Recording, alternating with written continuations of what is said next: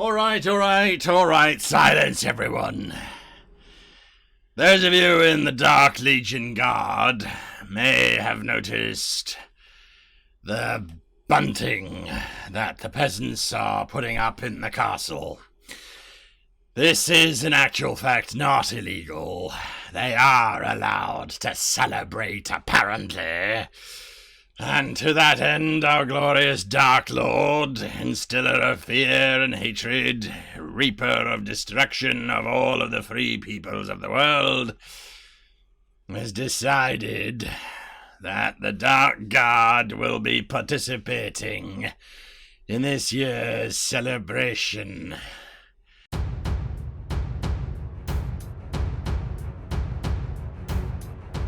Hello everyone and welcome to this Campaign Creator Series episode. My name is Guy and we're looking at festivals. Everybody's got to have a festival. You've got to celebrate something, right?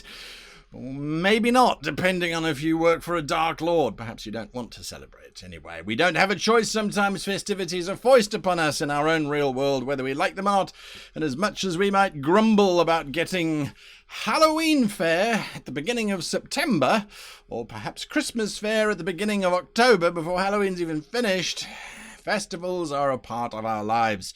These don't have to be massive events either. They could be small, delicate little things, private, intimate moments, little tea festivals and the like, such as those that happen here in Japan. Anyway, today we're going to be looking at why you should include festivals in your campaign. The campaign that you have been running now should be well into swing, and a festival sometimes adds a little bit of humor and life and realism to your game, and you can add them in at almost any time because it's a fantasy world. You could have, or a science fiction world, or a post-apocalyptic world. Festivals are important. So we're going to look at the reasons for festivals. We're going to look at the main event. We're going to look at what needs to happen in that space in order to make it feel like a festival, and then we're going to look at the effects of that upon your game and upon the players within your game. Now, World Anvil is once again our sponsor, and we're going to be looking at a template within World Anvil which will allow you to control this entire thing, will help guide us as well. So we're going to have a look at that too. Head on over to worldanvil.com where you can find all of their stuff. There is free to use options. Of course, there is obviously also a pay option which gives you access to more features. Okay, let's jump right into it. So we've got the reason. What's the reason for festivals? I mean, let's look at that. So usually festivals have these three functions: celebration, commemoration, and obfuscation. Now, obfuscation is one of my favorite words. I really love obfuscation. It means to hide or to conceal through duplicitous activity, to purposefully hide something. Fog obfuscates the environment, for example, but the fog doesn't do it maliciously, so it just hides it. So anyway, it's one of my favorite words. So generally speaking, we celebrate. We look at events that celebrate freedom, that celebrate coming together of a kingdom, that celebrates the founding of the kingdom, that celebrates the death of a great hero, that celebrates the birth of a great hero. So celebration is the most jovial time period. It is a celebration. It could be the celebration of the dead, for example. Generally speaking,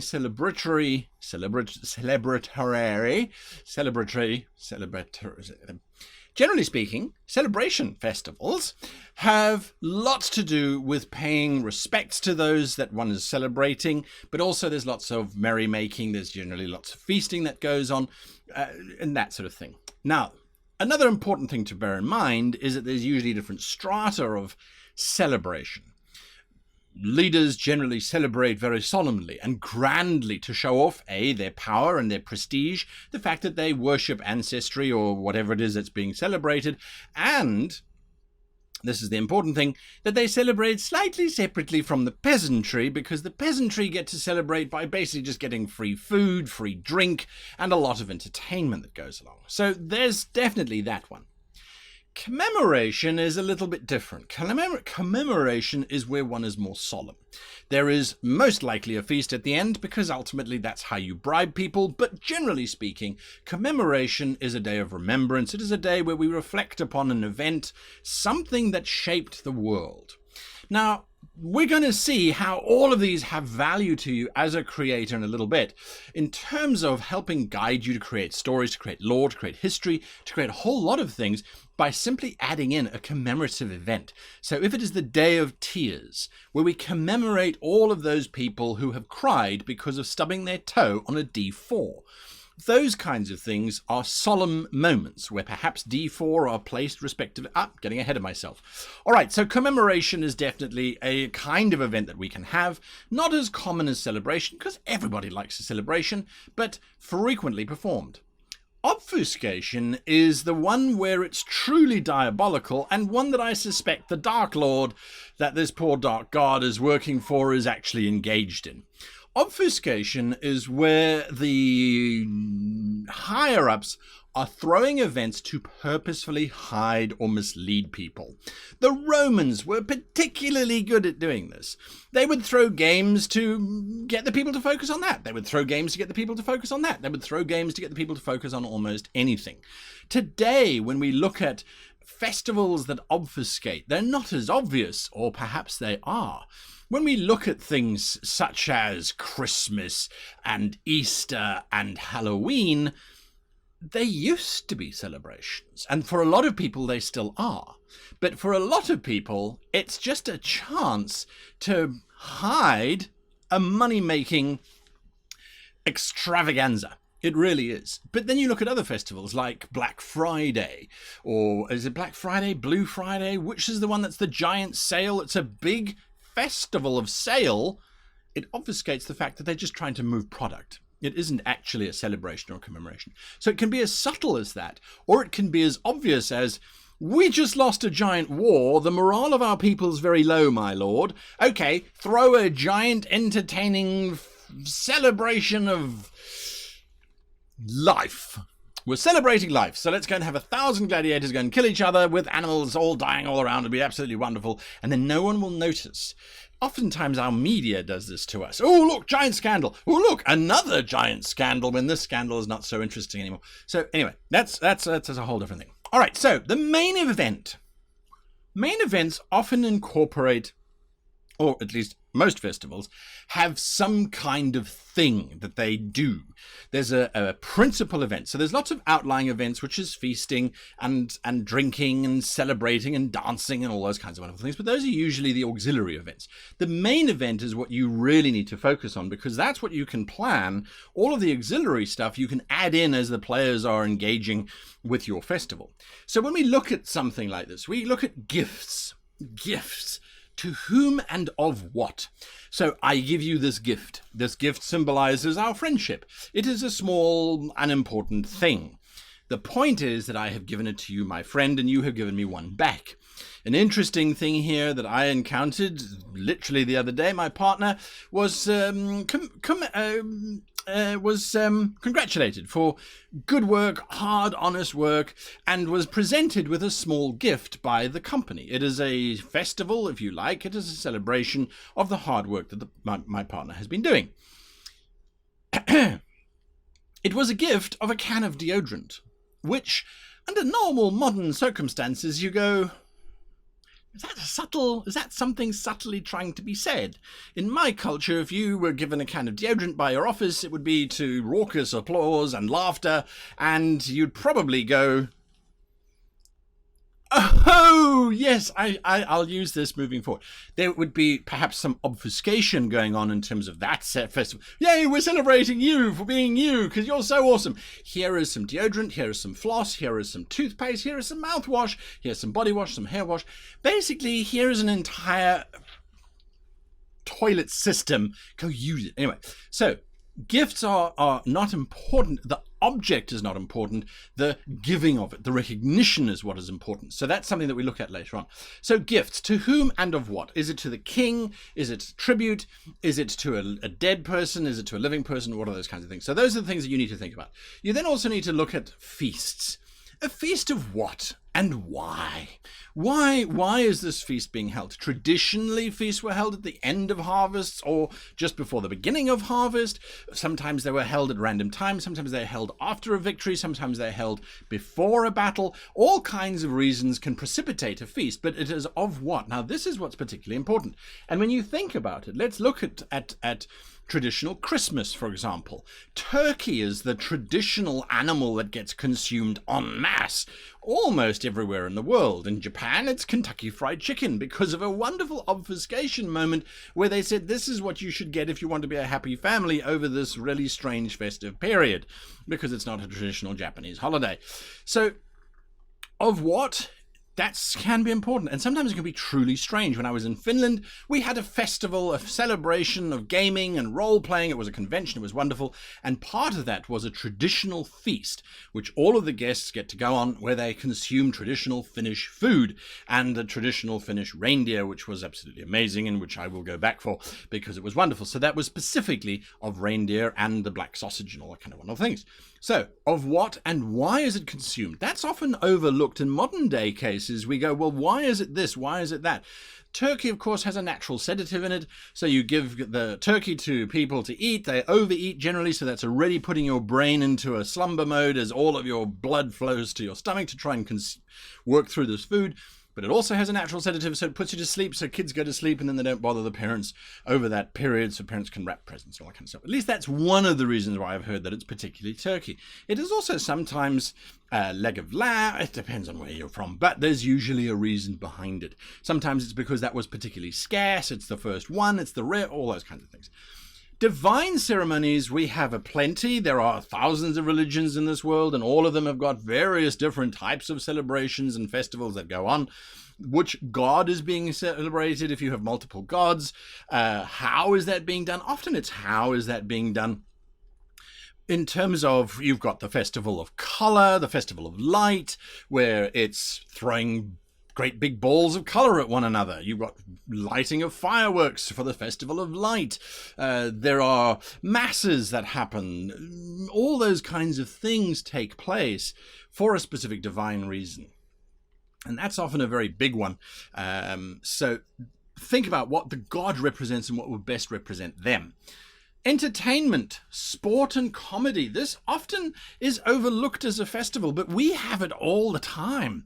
Think about it. The Olympics are this massive festival of sporting achievements, and it's full of sport, obviously, and a bit of comedy, and entertainment is a mainstay of humans and has been for a very long time.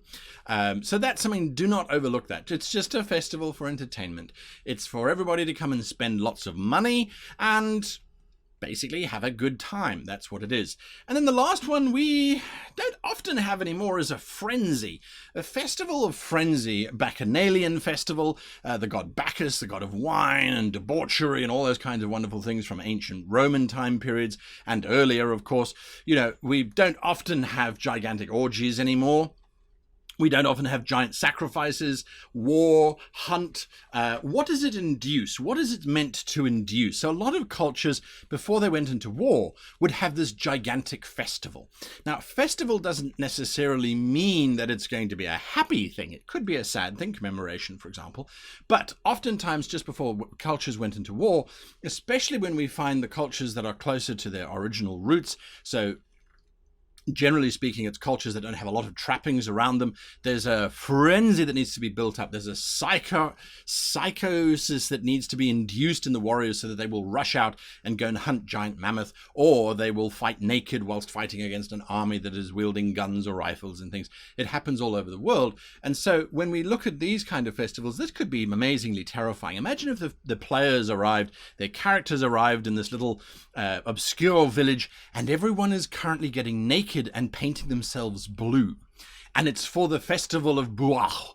And Buach is this war festival that they go into. They're going to go and slaughter the tribe next door, and so they're painting themselves blue, their traditional war color, and they're getting ready for this, and they're going to engage in a hunt of the people who try and escape from the village, and it's going to be absolutely marvelous. And then later on they're going to have a feast. But principally the idea is getting together, is painting yourself blue, painting your neighbor blue. It's a bonding experience, and What does it induce? It induces village cohesion. It induces all kinds of wonderful things.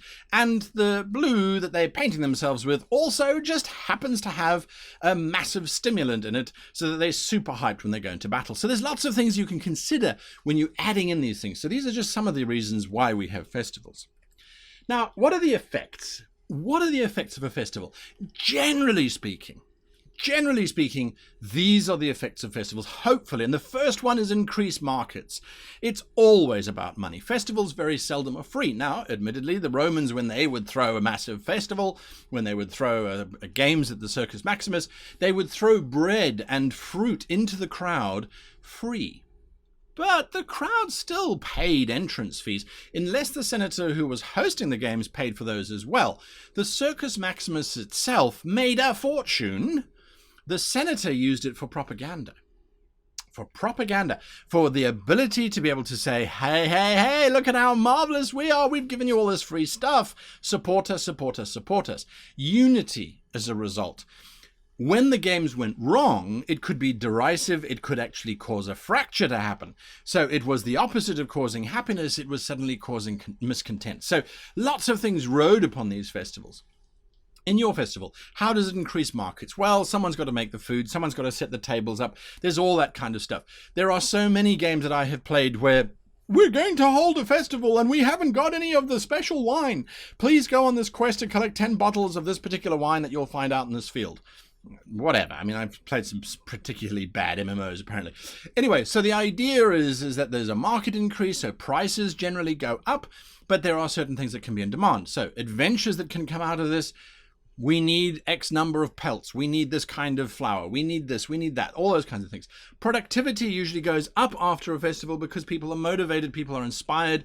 There is a sense of unity, whether it's a commemorative or whether it is an entertainment or whatever. Generally, productivity goes up. Propaganda is always going to be utilized by those in power. There is no event ever that happens where there isn't some kind of propaganda whatsoever, whether it's the singing of the national anthem before the festival happens, whether it's paying tribute to a specific god, there is always some kind of agenda behind it. And then, of course, it creates unity because we're all coming together, we're all celebrating together. So that makes us all part of a unique collective, and that's the collective that celebrates this particular festival. And of course, generally speaking, it will instill happiness, unless of course it's one of those war frenzy type of festivals, in which case happiness is not being instilled in those that are being attacked. So when we then head on over to World Anvil, you can see here they've got this wonderful thing called the tradition. Now, this tradition tab, when I open it up, it contains everything that I've just been speaking about. What is the history of that? How does it get executed? What are the components? What are the tools? Who are the key participants? Lovely things. And then how does the observance actually happen out? How does it play out? How does it run through? What is important to the people? So yes, there are so many things that you can add in, of course, and link into your entire process. So again, this is just a way of keeping your thoughts together, of bringing them together so that you understand and you can keep track of things. When you have a festival, all of your notes are in one place and you can just click on those. Now, these festivals, obviously, you link to certain areas. Not all areas are going to share certain festivals. Africa, for example, is still obsessed with this Christmas idea, in Southern Africa anyway, because there was a long tradition of the European influences. Celebrating Christmas with white Christmas trees and having songs like I'm Dreaming of a White Christmas in a country where snow maybe happens once a year on the highest possible mountain, and most of the inhabitants have never even encountered it outside of going shopping in the local shopping cart market and falling into the frozen food section and going, oh, is this what snow's like? No, it's not. And so it seems a bit bizarre, but there is this obsession with wanting to continue that because it's always been done. Again, though, it's a financial reward for everybody who produces material that gets consumed and purchased during this festive time. So remember, it's always about looking where is the money. Anyway, you can link these festivals, and then of course you can pin them to certain locations. You can link them to locations within your maps and things. So as the players arrive, there's a little tick box for you going, yes, I remember this city here. We've got this really cool festival which I was wanting to play out. It happens now. Now is the time because I need to have this random adventure or something along those lines. So you can always keep it on hand. This is what I like about digital tools rather than good old-fashioned books. I've done the book thing where you've got pages and pages and pages. You forget stuff. It's like, oh, there was that whole festival I worked out. Whereas here, if you've pinned it and linked it, it's already reminding you of all that kind of stuff. That's me anyway. Right, you've stayed all the way through to the end, and that's the wrong button. This is the right button, hopefully. So there we go. Festivals, reasons, main event, effects. The bonus material is all of the adventures that come out of these. If you are in a sandbox game, as we've spoken about previously, if you are in a game where you have a big nemesis, how is that nemesis going to utilize those effects? Imagine if the players are busy working against this nemesis and suddenly the nemesis throws a festival in honor of their opponents. What do you mean this festival's being paid for by our enemy? That doesn't make any sense. Why would they pay? Oh, look, there's a leaflet of why they're better than our current rulers. And since they're throwing this pretty spanky festival, I think I'm going to agree. It's a wonderful tool for you to be able to utilize and have a little bit of fun. There's always fun things going on. There's some amazing adventures that just come out of having these festivals because they're there. So, next time you have NPC or PCs wandering into town to go shopping, the dreaded shopping moment, but anyway, anytime they go in, think about having a festival. Think about the different types of festivals it could be, and then think about all of the adventures that are going to fly out of that festival as organizers frantically need things, as certain individuals need things, or as it acts as a giant distraction for whilst a robbery occurs or an infiltration occurs or something along those lines. Anyway, until next time, I hope this has been insightful. If it has, hit that like button if you want to see more, hit the subscribe button, and the Goblin Bell is there to be clicked on to remind you of when new content is released on this channel. Until next time, though, I wish you and yours the very happiest of map making. What am I saying? Of map making. I wish you the very best of lighting up the forge.